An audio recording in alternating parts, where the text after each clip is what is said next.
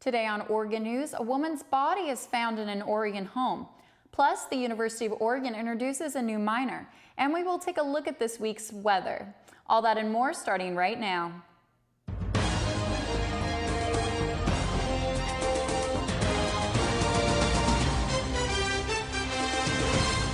Good afternoon and welcome. I'm Audrey Roberts. A Lane County man has been sentenced to nearly 43 years in prison for charges of rape and sexual abuse.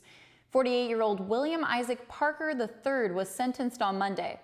Parker was also accused of sexually assaulting a child, whom he had lived with for a brief period of time. This all began when the girl was 11 years old. In court on Monday, Parker accused the victim of lying and said he planned to appeal his conviction. This is all after he confessed to detectives. Police arrested a Roseburg father accused of assaulting his son for playing poorly in a baseball game. The 14-year-old boy told police that his father grabbed him by the neck and mouth, causing multiple injuries, according to the Roseburg News Review. Police took the father to jail late Monday, and he is charged with fourth-degree assault.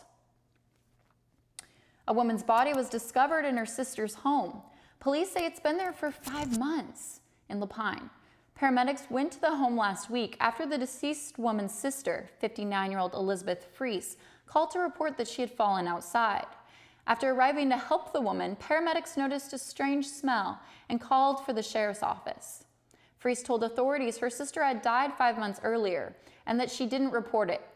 She also says she became depressed and started drinking. The bulletin reports that the sheriff's captain said he believes the woman has a psychological malady.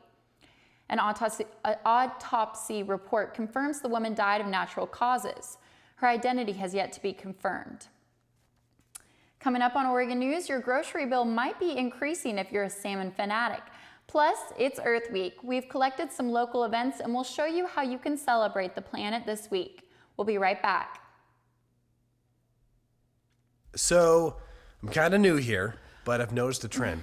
My human does this funny thing where she goes around and gets all my toys, and then she hides them in that basket by the door.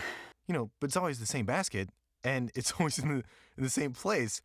And then she acts so surprised when I find them, but, she's putting them in the same basket again.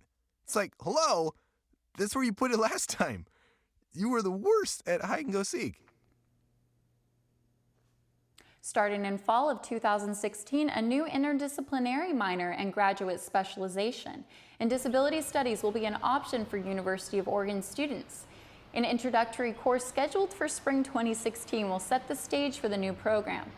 Elizabeth Wheeler, professor in the Department of English and an influential disability studies advocate, says, these degrees will prepare students for the many kinds of disability-related careers which are expanding with the aging U.S. population and the growth in technology. In celebration, the UO will be hosting scholars from across the country from June 14th to 17th to develop courses and curriculum.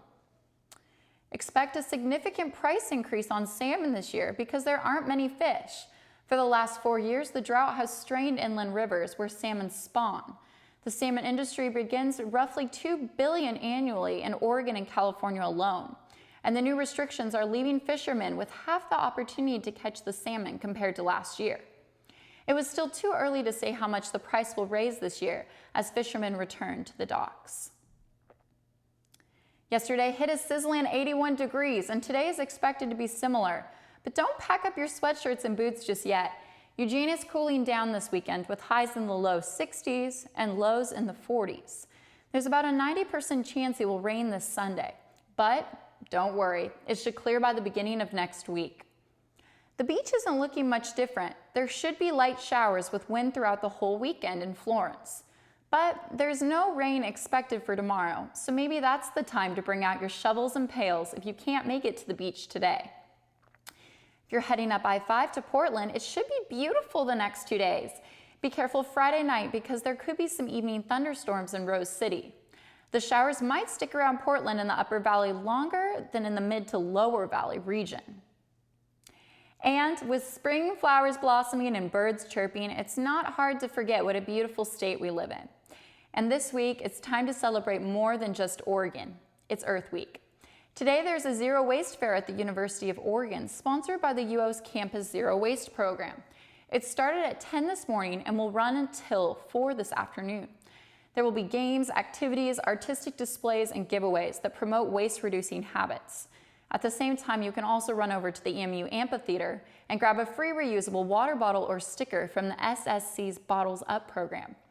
If you want to learn more about climate change and its impact on the planet, the former executive editor of National Geographic, Dennis Dimmock, will be giving a public lecture tonight at 6 in Allen Hall.